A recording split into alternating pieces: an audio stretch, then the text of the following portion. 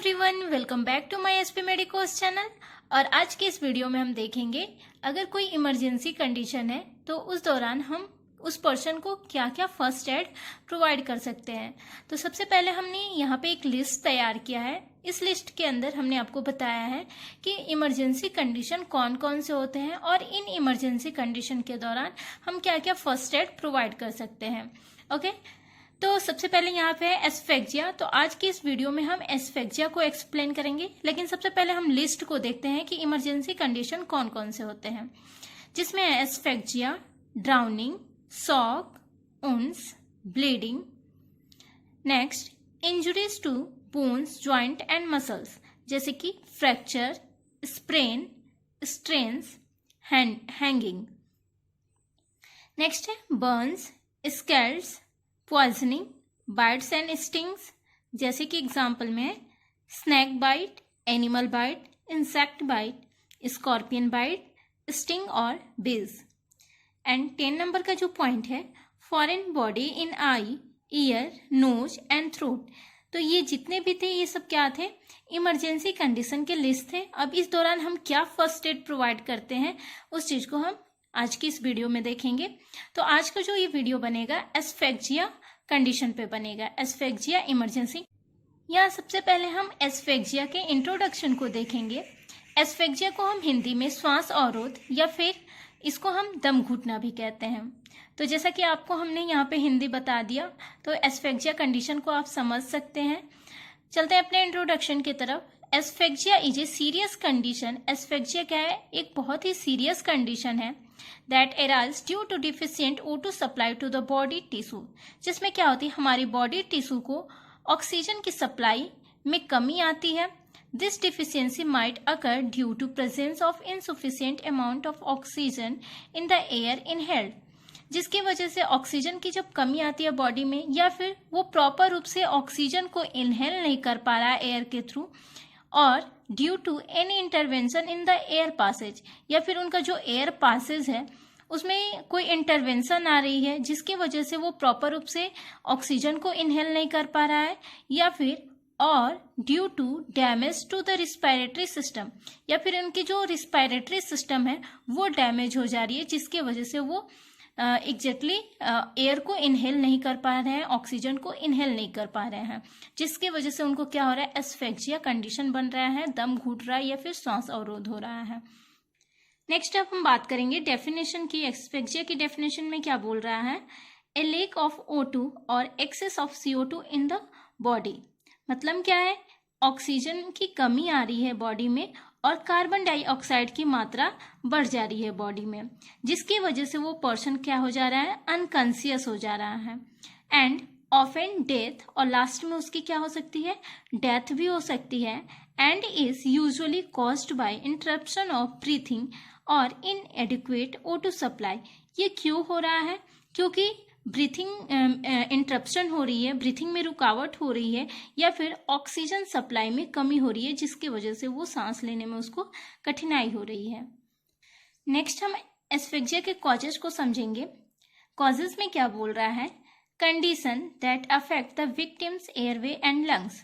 जब विक्टिम्स मतलब जो पेशेंट है उसके लंग्स या एयरवे में कोई एबनॉर्मलिटीज डेवलप होती है, उसके कारण एस्फेक्जिया हो सकता है, क्योंकि एयरवे और लंग्स जो होते हैं वही हमको सांस लेने में मदद करते हैं। लेकिन लंग्स या फिर एयरवेज में अगर कोई ऑब्स्ट्रक्शन हो जा रही है या फिर एयरवे या लंग्स डैमेज हो जा रहा है जिसकी वजह से वो प्रॉपर रूप से एयर को इनहेल नहीं कर पा रहा है।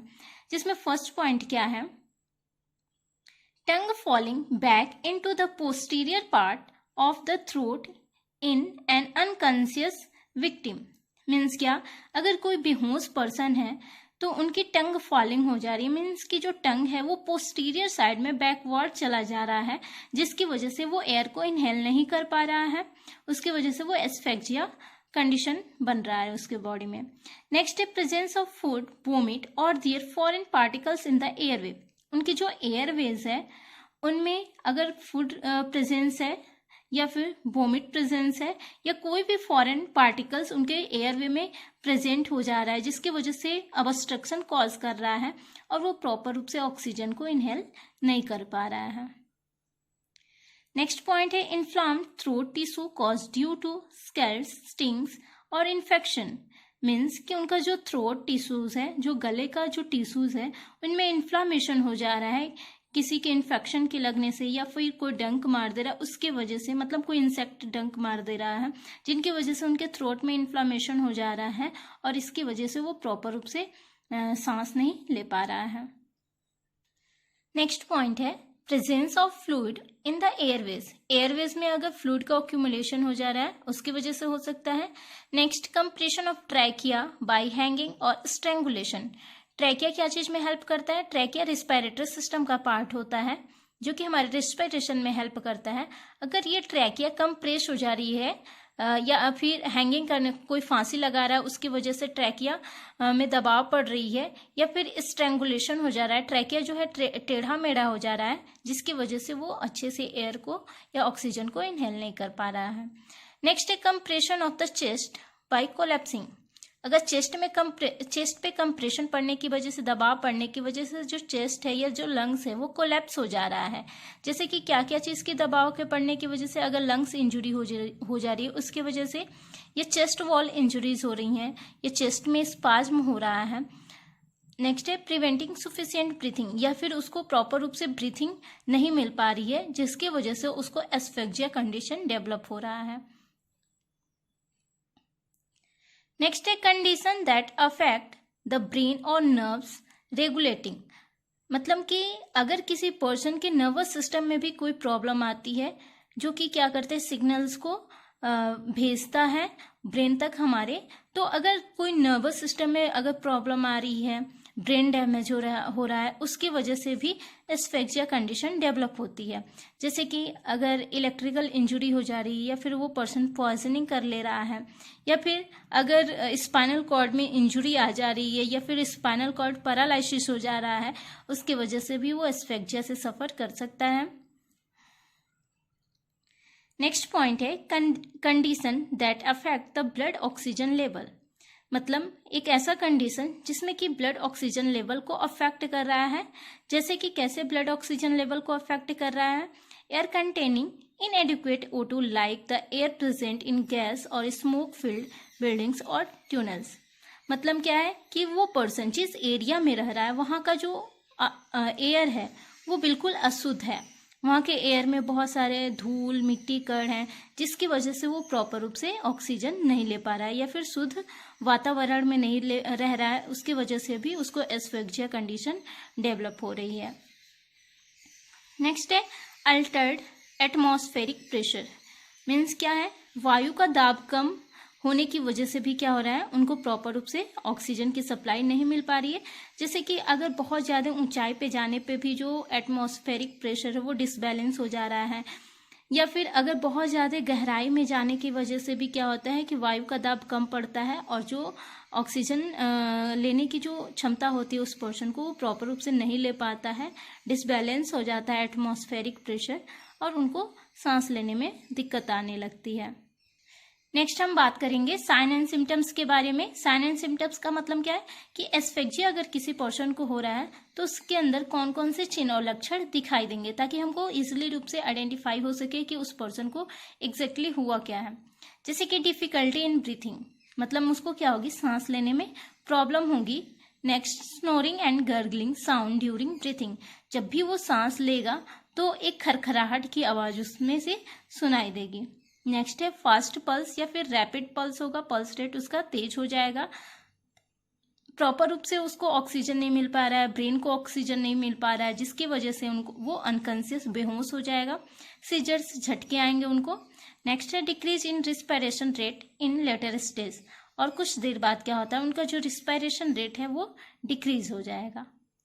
नेक्स्ट हम बात करेंगे फर्स्ट एड मैनेजमेंट, क्योंकि हमने पहले भी बताया है कि अभी जो वीडियो चल रहे हैं वो क्या है, फर्स्ट एड के बारे में चल रहे हैं कि अगर इमरजेंसी कंडीशन है एस्फेक्सिया का तो हम तुरंत उनको फर्स्ट एड क्या प्रोवाइड कर सकते हैं।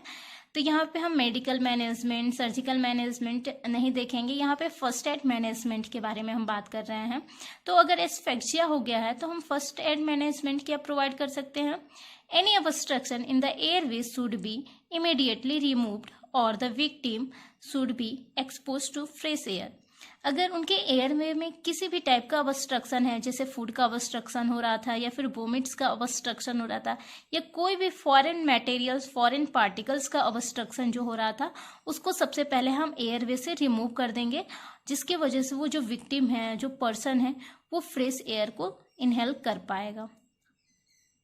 नेक्स्ट है the first aider should reassure the victim who is conscious and breathing. मतलब जो फर्स्ट एडर होता है, जो प्राथमिक उपचार करता होता है, वो सबसे पहले ये श्योर करेगा कि वो जो पर्सन है वो कॉन्शियस है या फिर वो प्रॉपर रूप से ब्रीथिंग ले पा रहा है या फिर नहीं ले पा रहा है। नेक्स्ट है the airway should be opened and breathing should be checked. सबसे पहले क्या करेंगे कि एयरवे को ओपन करेंगे और उस पर्सन के ब्रीथिंग पैटर्न को चेक करेंगे। If the victim is unconscious, अगर वो विक्टिम अनकॉन्शियस है, resuscitation should be completed if needed and victim should be placed in the recovery position.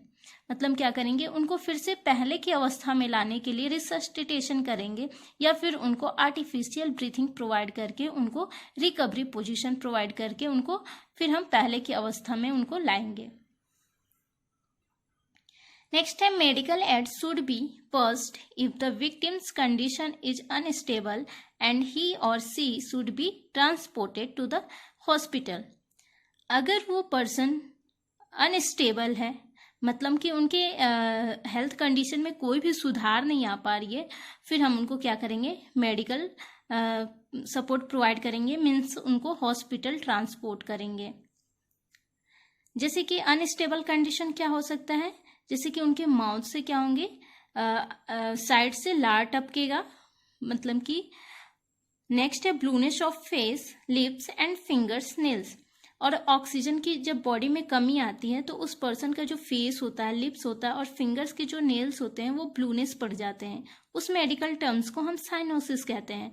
Means cyanosis का मतलब क्या होता है कि बॉडी में जब ऑक्सीजन की कमी होती है, जिसकी वजह से बॉडी का जो कलर होता है, स्पेशली जो फेस, लिप्स एंड फिंगर्स के जो नेल्स होते हैं वो ब्लू पड़ जाते हैं। नेक्स्ट है ब्रेन को ऑक्सीजन नहीं मिल पा रहा है, जिसकी वजह से वो कन्फ्यूजन में रहेगा। डिक्रीजन लेवल ऑफ रिस्पॉन्सिवनेस, मतलब जब भी हम कुछ पूछेंगे तो उनका जो रिस्पॉन्सिवनेस होगा वो क्या होगा, वो प्रॉपर रूप से हमारे क्वेश्चन का आंसर नहीं देंगे, रिस्पॉन्स नहीं करेंगे, अनकॉन्शियस, बेहोश हो जाएगा एंड ब्रीथिंग पैटर्न जो होगी वो स्टॉप हो जाएगी। तो हम इसको अनस्टेबल कंडीशन मानेंगे। अगर ऐसा कंडीशन है तो तुरंत हम उनको क्या करेंगे, हॉस्पिटल ट्रांसपोर्ट करेंगे। अगर वीडियो आपको अच्छी लगी है तो हमारे वीडियो को लाइक करें और हमारे चैनल को सब्सक्राइब करें। फिर मिलते हैं अपने नेक्स्ट वीडियो में ऐसे ही इंपॉर्टेंट टॉपिक के साथ, तो बने रहें हमारे चैनल पे। Thank you.